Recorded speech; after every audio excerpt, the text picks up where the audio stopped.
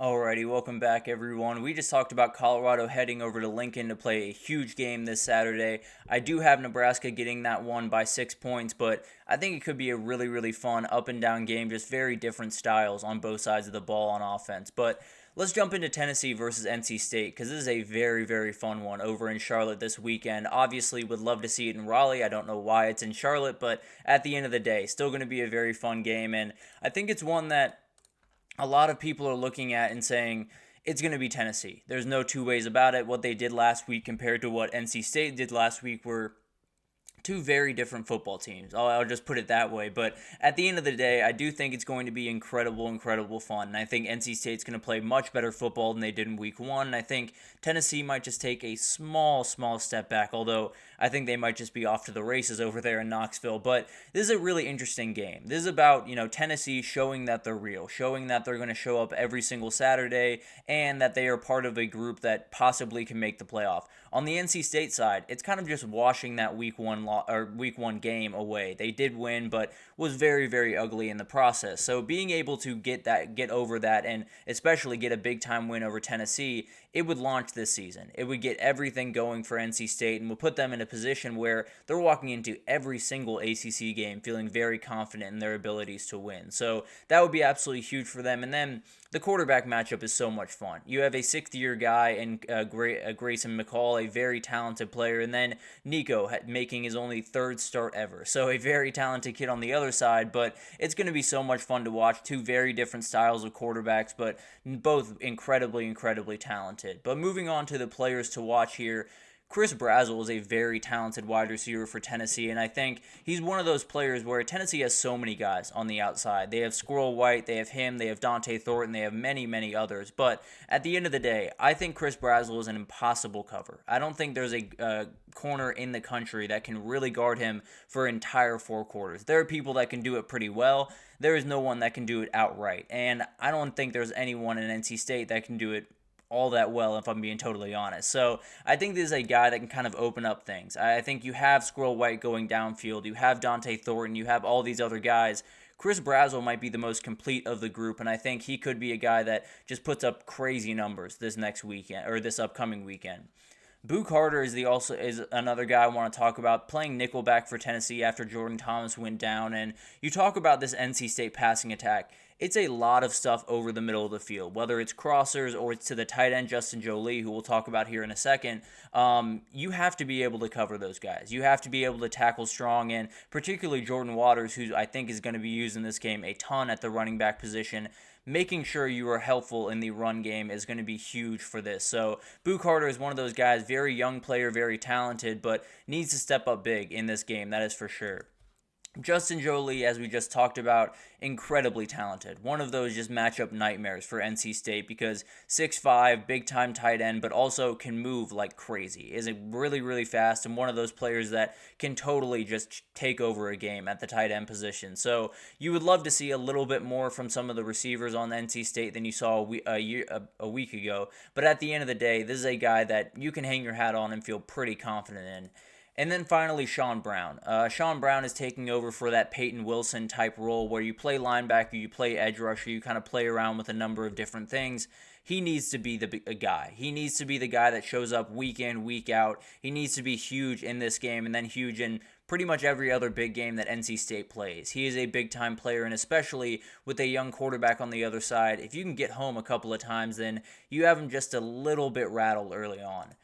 How Tennessee can win this game is very simple, if I'm being totally honest. Come out swinging. This is a very potent offense. Throwing down the field is what they do, although the run game obviously predicates all of that. So it's obviously going to be run the ball early on. Definitely make sure you get that going. But at the end of the day, the kid you have under center is so special throwing the ball. It was kind of like what I was talking about in the last game. You want to make sure that this kid does not have training wheels on. You want to make sure that you don't shy away from his abilities because it's a bigger game, because it's so intense, because there's so much riding on this.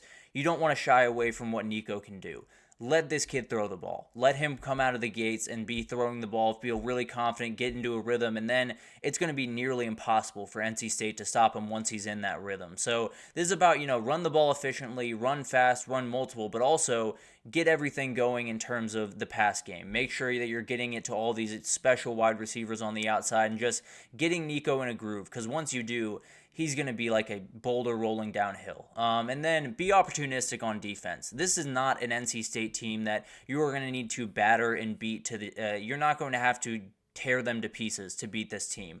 What you are going to need to do is get a turnover here and there. And they did not play clean football a week ago, put the ball on the ground 3 different times, didn't lose it once, but it was very ugly for a number of different times throughout that game, and they need to be able to possibly get a couple of those. And the other part of this is get home. Make sure that you are getting home in the pass rush and getting after Nico or getting after Grayson McCall, because then you're taking all of the energy out of that NC State offense. So be opportunistic on defense. Don't need to make all of the plays in the world, but at least make enough, especially on that back end, to make sure your team is in a great position going forward. And then James Pierce Jr., just give him a little bit of time. This goes back to that back end that is the biggest suspect part of this team. If you just give James Pierce Jr. and this entire defensive line really a little bit of time to get home, they're going to be able to. There's no two ways about that. So this comes down to them just playing a little bit of sticky coverage early on in that game and letting James Pierce Jr. get into it. He's going up against Anthony Belton for a lot of this game, a very talented, likely a first-round talent at offensive tackle. So it's going to be a really fun matchup. There's no doubt about that. But giving this guy time to work, giving this guy time to get to Grayson McCall is going to give you a ton of sacks in this game. And he's going to be able to be dominant, but he can't do that if the coverage on the back end is not great, or if NC State is getting the ball out quickly, which is actually one of the ways they can win this game. I think one of the big-time things for this game is obviously that pass rush, that defensive line for Tennessee against that offensive line for NC State. But at the end of the day, if you can hold them at bay, for just long enough to make sure that Grayson McCall can do a 3-step drop, get the ball out on a slant or a curl or a screen, and then let Kevin Concepcion and all of these incredible wide receivers go to work on the outside, you're going to have a way better shot. Kevin Concepcion is one of those guys that it doesn't matter who you're playing, it doesn't matter where you're lined up. He is a mismatch. If you get the ball in his hands as quickly as possible, it's going to be hard for Tennessee to stop him. Now, they're going to do a better job than a lot of the other teams in the past have been able to do, but they're not going to be able to do it perfectly. And I think that's going to be the big-time thing is you have so many weapons with Concepcion and Rogers and Jolie. Get the ball out quickly, let this pass rush not get their feet set, and then you might just be running off on offense and putting up quite a few points on this team. Jordan Waters is also a very important player in this game. You look at last week and you see the numbers, 20 carries, 124 yards. It looks really good. He had a 50-yard touchdown at the very end of that game to make it look a lot better than it was. He had 19 carries, 74 yards before that, 3.8 yards per carry. He needs to be better than that in this game. NC State cannot go into this game without a run game and expect to walk out with a win. Now, that's much easier said than done with the Tennessee defensive line on the other side, but Jordan Waters is an outright difference maker. He's a guy that can run through contact. He's a guy that can catch the ball out of the backfield and do so many different things, and particularly the NC State offense is run first and then play action. That's what they do. That's the way they're going to go about business. You can't do that if Jordan Waters is taken out of this game. So need to get him the ball early and need to make sure that he at least gets his feet under him a little bit better than it was in week 1. And then you got to rattle Nico early. This is a very young quarterback. I understand what he did last week was absolutely insane, and I'm kind of getting a little taken away with it myself. But at the end of the day, this is still a very young kid, still making his third start in college football and going up against a team that is very smart, very veteran, a good group. Now, the defense leaves a little bit to be desired, no doubt about that. But at the end of the day, you can still get at this kid. You can still cause problems for him, and you can still make it so he does not feel comfortable that entire game. So it's really about coming out of the gate, making sure that he knows he is that defense is felt by Nico Iamaleava early on in this game, and then you have a lot of possible mistakes that could come your way. If they don't come your way, then we're having a very interesting conversation about Nico this upcoming Monday about possibly him winning the Heisman. But at the end of the day, a couple of matchups to watch on Saturday. We talked about it, the Tennessee defensive line against the NC State O-line likely will decide this game. I think Tennessee has a really solid, deep defensive line, especially on the interior, but the edge rushers obviously are special with Pierce Jr. and all those guys, but if NC State can hold their own, they don't have to be perfect, because likely they won't be. This is too good of a group to hold them at bay the entire day, but if you can use the short passing game, if you can hold them at bay for just long enough to make sure that this offense keeps moving, you're going to be in good shape. And then you got to open a couple of run gaps, but if you can do what they plan to do in the pass game, then those gaps will open pretty much automatically. And then the NC State wide receivers against the Tennessee DBs is one of the areas of this game that NC State can really take advantage.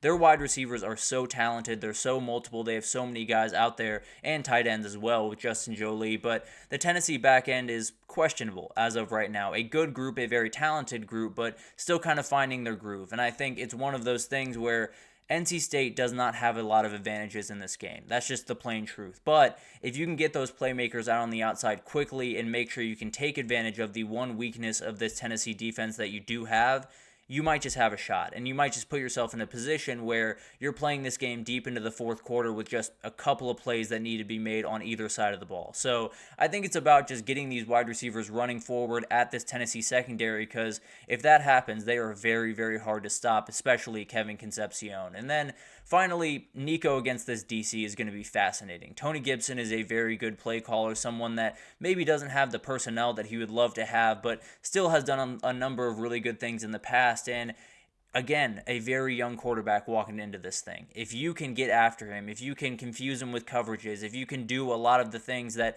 they very much want to do in this game, you might just get a mistake. Now, we don't really know what Nico is fully yet, so maybe you won't. Maybe he'll just rip you to pieces regardless, but there is a reality where a young player walks into this game with a ton of confidence, and then the defensive coordinator just outdoes him and confuses him and makes it really tough for him to execute. So that would be kind of the only way that North Carolina State could go about this one, is making sure that they get a couple of mistakes from the young kid, but I don't think they're going to get them. I think this one's a blowout. I'll be totally honest. I think Tennessee is rolling off that game, and I understand it was UT Chattanooga.